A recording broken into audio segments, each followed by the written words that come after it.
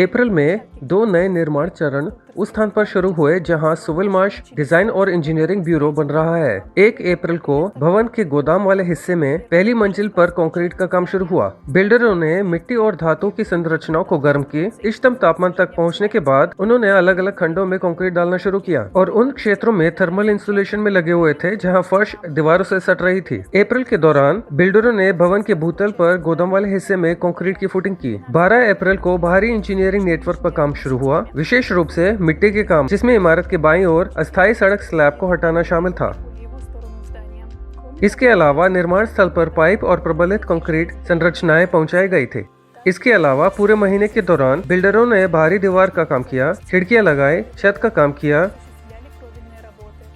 इमारत के अंदर धातु संरचनाओं का अग्निशमन उपचार किया, दूसरी और तीसरी मंजिल पर आंतरिक विभाजन लगाए और कई अन्य क्षेत्रों में काम किया। इंजीनियरिंग भवन न केवल बाहर से बल्कि अंदर से भी तेजी से पूर्ण रूप लेने लगी है।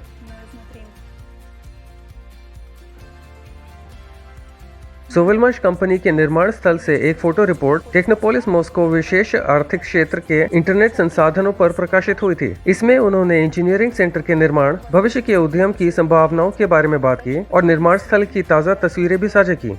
पोस्ट विशेष रूप से भविष्य के इंजीनियरिंग सेंटर की आत्मनिर्भरता और आयात प्रतिस्थापना के लिए इसकी तत्परता को नोट करता है। इसके बाद मॉस्को सिटी हॉल और टेक्नोपोलिस मॉस्को की वेबसाइटों पर घरेलू उपकरणों के लिए संयुक्त स्लव्यांका वाइंडिंग वाली मोटरों के बारे में लेख पोस्ट किए गए। लेख पारंपरिक इलेक्ट्रिक मोटर्स की तुलना में ऊर्जा दक्षता, शक्ति, विश्वसनीयता, कम शोर और कंपन को बढ़ाते हैं। इसके अलावा प्रकाशन सोविलमार्श डिजाइन और इंजीनियरिंग ब्यूरो के निर्माण के बारे में बात करते हैं, जो अभिनव मोटर्स विकसित करेगा।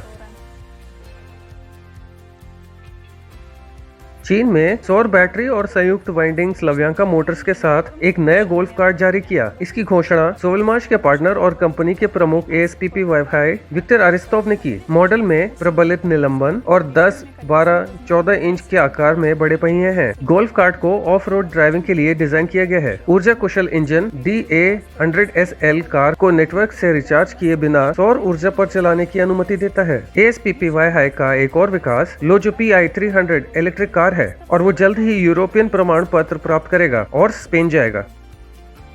इसके अलावा विक्टर एरिस्तोव की कंपनी ने DA95S मोटर पर आधारित संयुक्त वाइंडिंग के साथ एक नई मोटर विकसित की है। विक्टर एरिस्तोव के अनुसार जिस संयंत्र में नई मोटरों का उत्पादन किया जाएगा उसकी तुलना चुंबकीय समकक्षों से की जाती है। स्लव्यांका वाली इंजन दक्षता, शक्ति और गति के मामले में चुंबकीय से बेहतर है और कीमत 50% सस्ती है।